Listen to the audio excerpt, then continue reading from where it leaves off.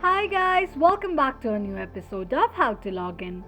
Today in this video, I'm going to show you how you can redeem your code in AliExpress.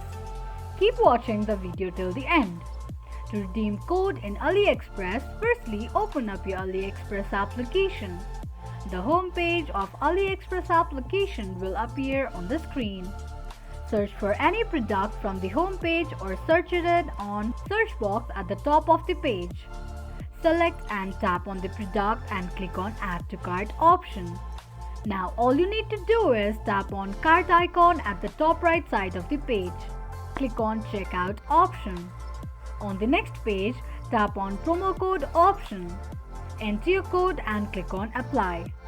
This is how you can redeem code in AliExpress quickly and easily just in few steps. If you have any thoughts or queries, let us know in the comment section. Don't forget to subscribe to our channel. Also press the notification bell icon so that YouTube will notify you whenever we post a new video. I hope this video was helpful to you. Thank you so much for watching.